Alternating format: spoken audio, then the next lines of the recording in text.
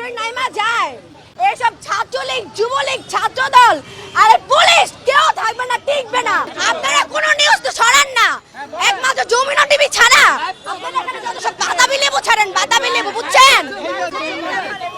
আপনারা হুদাই এরকম শোনেন, আপনারা এখানে হুদাই প্রেস নিয়ে আসছেন, বলেন আপু বলেন। আর যমুনা টিভি ছাড়া আর কোনো প্রেস কোনো রকম আপনারা সবাই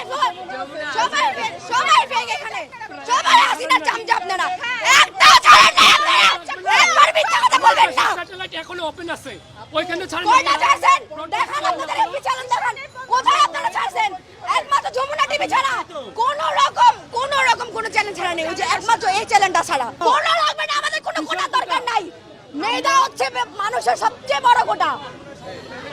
এখনই আপনার লাভ শোনেন, কোটা দিয়ে কি হবে? যদি মেধা থাকে, কই অন্য দেশে তো কোটা দেয় না, বাংলাদেশে কেন কোটা থাকবে? আপনারা ভার্সিটির মানুষ, ভার্সিটির স্টুডেন্ট দেখেছেন, কলেজ আর হাই স্কুলের স্টুডেন্ট এখনো দেখেন নাই। একবার যদি সব স্টুডেন্ট নাইমা যায়, এইসব ছাত্রলীগ, যুবলীগ, ছাত্রদল আর পুলিশ কেউ থাকবে না, টিকবে না। 4 কোটি স্টুডেন্টদের সামনে এইসব কিছুই না, খালি কোনো ফ্যামিলি প্রবলেম বা এইসব গোলাগুলির কারণে শুধু হচ্ছে না, আর নামতে পারতেছে না।